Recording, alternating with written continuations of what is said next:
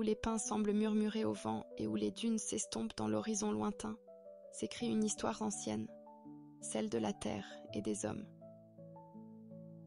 Sous les vastes cieux changeants, la terre, sombre et généreuse, s'étend, prête à offrir ses richesses à ceux qui savent l'écouter et la respecter.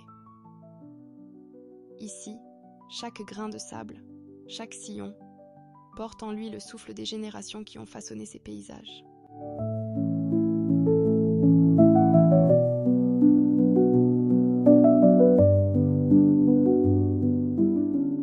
Tout commence à l'aube, lorsque les premières lumières du jour caressent les champs endormis.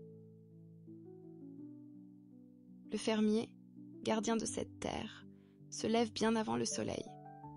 Ses outils en main, il s'avance vers le cœur de son domaine, où la préparation du terrain débute. La charrue creuse le sol, dévoilant les entrailles de la terre, autrefois figées sous l'hiver.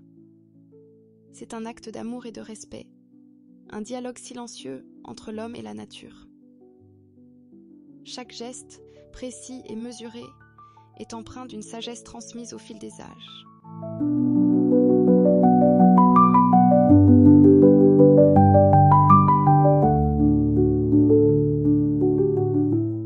Les machines, dans leur balai méthodique, arpentent les champs. Leurs roues, lourdes de promesses, tracent des lignes infinies qui s'entrelacent comme les fils d'un tissu ancien. Sous leur passage, la terre s'ouvre et se retourne, prête à accueillir les graines d'un nouvel espoir. Ces graines, petites et fragiles, sont pourtant porteuses d'un avenir grandiose. On les dépose dans le sol, comme on confie un secret à la terre, avec patience et foi.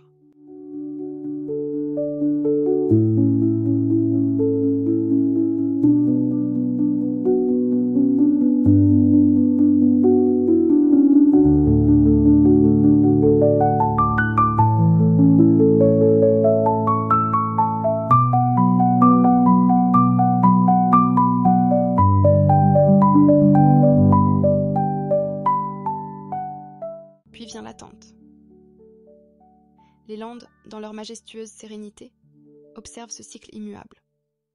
Le maïs, cette plante robuste et généreuse, commence son ascension vers le ciel. Ses tiges s'élancent, défiant le vent, nourries par la pluie et le soleil. Chaque feuille qui se déploie, chaque épi qui se forme, est une victoire silencieuse, un témoignage de la puissance de la nature. Les champs se parent d'un vert éclatant, un tapis vivant qui ondule sous la brise douce des landes.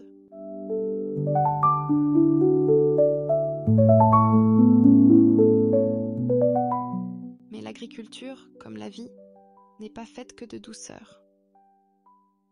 Il faut affronter les caprices du temps, les tempêtes qui rugissent, les sécheresses qui assèchent la terre, et les ravageurs invisibles qui guettent. Pourtant, le fermier ne désespère pas.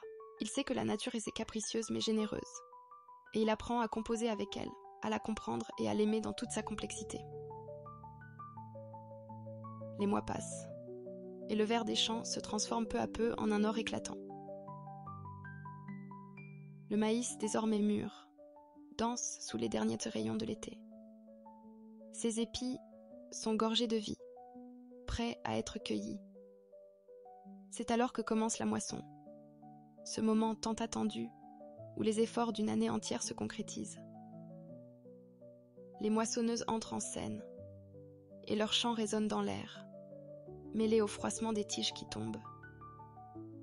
Les épis, soigneusement récoltés, s'amassent en monticules dorés, témoins de la persévérance humaine.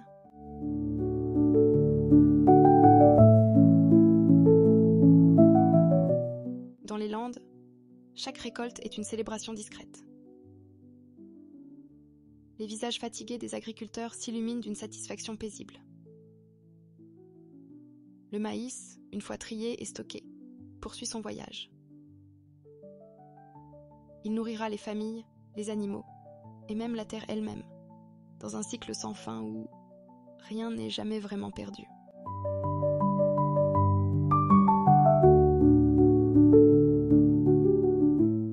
pourtant, au-delà des gestes et des travaux, il y a une poésie profonde dans l'agriculture, une connexion primordiale entre l'homme et la nature. Dans ces terres landaises, l'agriculture n'est pas seulement une nécessité, elle est un art, une tradition, une philosophie de vie. Chaque grain planté est un pari sur l'avenir. Chaque récolte est une victoire sur l'adversité. Et chaque repas tiré de cette terre est un cadeau précieux.